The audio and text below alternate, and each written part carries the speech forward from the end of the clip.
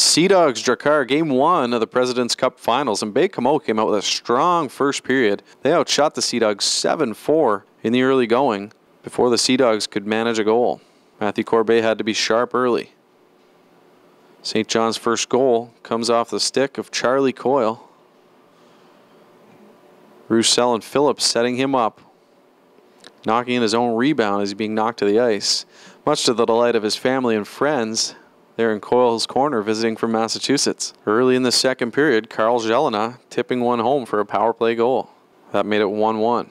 Sea Dogs pull back in the lead at 5:34. Tomas Jurco, a little bank shot action off Roussel, and a big scrum ensues off this play. Jonathan Huberdeau trying to celebrate in front, and Baie-Comeau taking exception. Both teams would get penalties on the scrum, setting up a little 4-on-4 situation. Tomas Jurco took a penalty shortly thereafter, setting up this 4-on-3, and it was Roussel again, one-timing it home for his second power play goal of the night. The turning point came midway through the second period, when Steve MacAulay scored his first of two quick goals right off the draw. Ryan Tesink getting the assist, taking that draw after MacAulay was thrown out.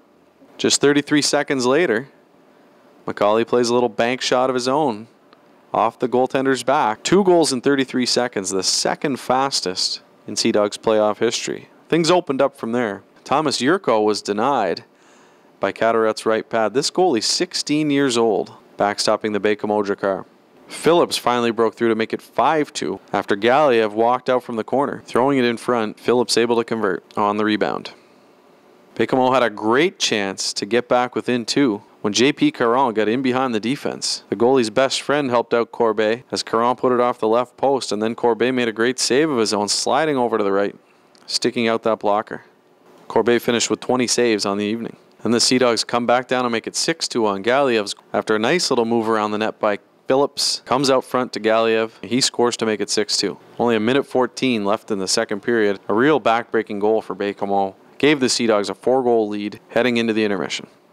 Third period action, it's more of the same for the Sea Dogs. Galiev chasing one down behind the net and putting it out front to Danick Gauthier, the overager, scoring his 6th of the year. Down low to Cataret's left. A little scrap ensued shortly thereafter. Maxime Villemere getting back into the lineup after missing the first round series. He looked healthy, took a regular shift out there with Jason Cameron and Grant West, and tangled with Gabriel Verpast. Sea Dogs scored again on another power play. This time it was Zack Phillips wiring it home from the left wing circle. What a shot.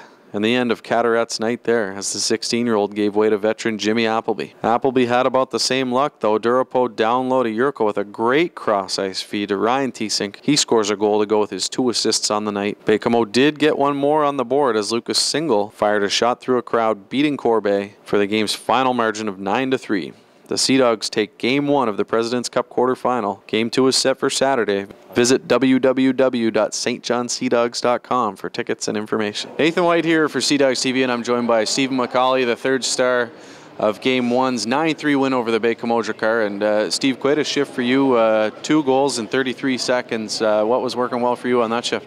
I got out there. I got kicked out of a face-off there on the in front of their goal. And Ryan lost face-off, and I won a battle against Noro there. And I guess you call it a lucky shot. You know, I don't do that too often over the shoulder. So then once my line mates got back on the ice, we had a good shift, really good shift down low. And I got the puck to Bolio and on the point, and he missed the net, and I whacked at it from behind the net, and lucky to hit off their goaltender. So 2 goals in 33 seconds can't get much better than that for me. So I was happy to contribute.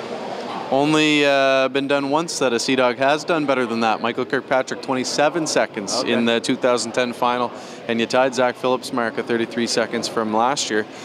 Did you feel that was a turning point in the game? It felt like they had battled back from those first 2 goals, and that kind of opened things up and set the stage for the goals by Galiev and Phillips. Yeah, our first half of the game wasn't very strong. It was 2-2 before I got those 2 goals. So I just tried to bring energy, and then after that we got 2 quick ones. So it seemed like after that the win was out of their sails. So we took it to them from there. Now they didn't lay down coming back with a late goal. What do you guys have to do tomorrow night to make this a 2-0 series? First of all, we have to have a better start. We're fortunate to be tied 1-1 after the first, and midway through the second, 2-2. So we just have to have a better start and finish our checks more. They're a pretty physical team over there and big boys on the back end. We have to use our speed and finish our hits. So. Okay, thanks a lot, Stephen. Stephen MacAulay, third star of tonight's win over Baie-Comeau, joining me, Nathan White, for Sea Dogs TV.